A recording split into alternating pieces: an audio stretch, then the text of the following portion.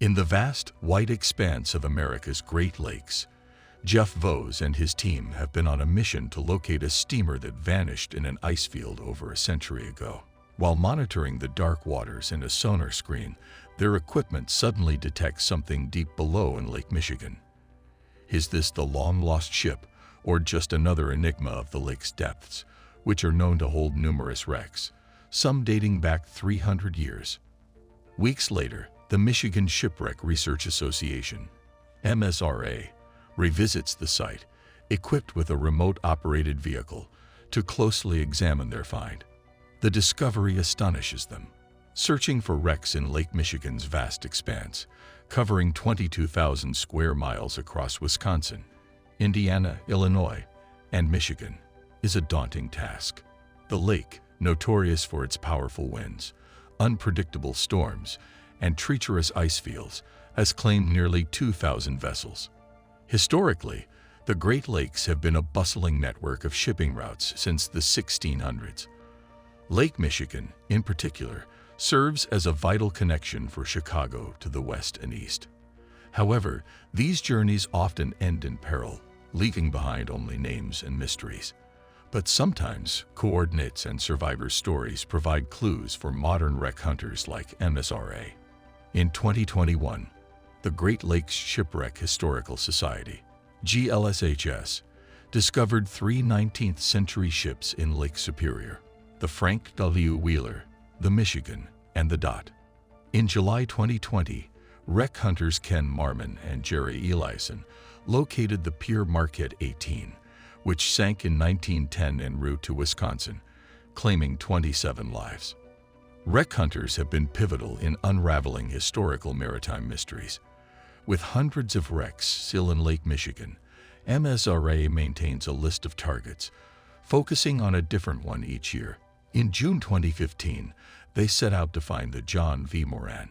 Launched in 1888, this 200-foot steamer, initially part of the Crescent Transportation Company's fleet, had a challenging start, including a maiden voyage fire and difficult handling.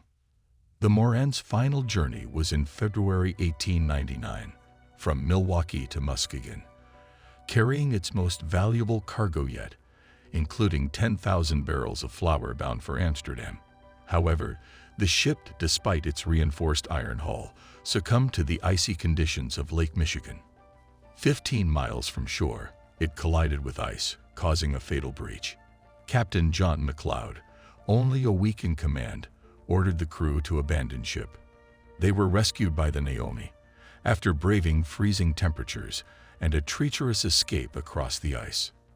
As dawn broke the next day, the crew of the Naomi discovered that the Moran had not yet completely sunk. They attempted to tow the stricken steamer back to shore, but its instability forced them to focus on salvaging the cargo instead. Eventually, they left the Moran to its fate in the icy lake waters. On February 12, a ferry from Muskegon to Milwaukee reported seeing the Moran, partially submerged, 15 miles offshore.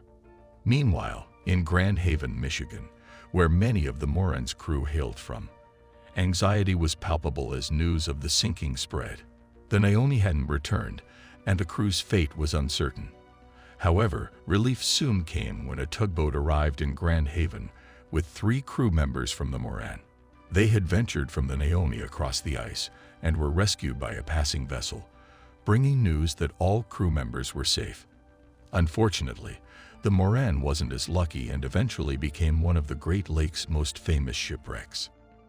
A decade later, the Eber Ward, a sister ship to the Moran, met a similar fate in April 1909. It took 70 years for divers to find its remains under 145 feet of water near Michigan's Mackinac Bridge. While the Eber Ward's location was eventually discovered, the Moran's resting place remained a mystery until the Michigan Shipwreck Research Association, MSRA, took up the search in June 2015. Valerie Van Heest, MSRA's co-director, emphasized their unique research approach in a 2015 interview with Live.com, focusing on primary sources like old newspapers, court documents, company records, and enrollment papers, rather than relying on second-hand accounts. Their meticulous research narrowed the search to a 10-square-mile area. However, bad weather threatened their expedition, prompting them to leave their sonar equipment running overnight. At 3:30 a.m., Jeff Vose noticed a significant object on the monitor, rousing the team with the possibility that they had finally found the Moran. Van Heest remarked to the Detroit Free Press in 2015 that they had discovered a substantial shipwreck. However, unveiling its secrets was a formidable task for the team. The wreck was over 350 feet deep, making it nearly as challenging to access as the freighter Carl D. Bradley, the deepest wreck explored in Lake Michigan. The wreck's location was difficult, compounded by the chilly waters in June. The team opted to delay a manned dive until warmer conditions prevailed. Instead, they collaborated with the Michigan State Police Underwater Recovery Unit, which possessed a remotely operated vehicle, ROV. This technology could gather extensive video footage in a single dive, unlike divers who have a limited underwater duration. Van Heest explained that identifying the wreck was crucial. On July 8, the MSRA team, along with police and media representatives, returned to the site. They deployed the ROV, which sent back live video footage revealing a large shape at the lake's bottom. The footage illuminated the Moran's bow, astonishingly well preserved. Van Heest announced that it might be the best preserved shipwreck in the Great Lakes, especially in Lake Michigan, with intact rigging and railings, resembling a ship docked on a shadowy evening. After over a century underwater, the Moran remained remarkably pristine. As the ROV surveyed the wreck, the team compared it to a vintage photo of the steamer, confirming its identity. Van Heest expressed the thrill of matching years of research with the actual site of the shipwreck. The ROV allowed a detailed exploration of the Moran. Van Heest noted they could approach the pilot house windows and peer inside, exploring parts of the wreck unseen for over 100 years.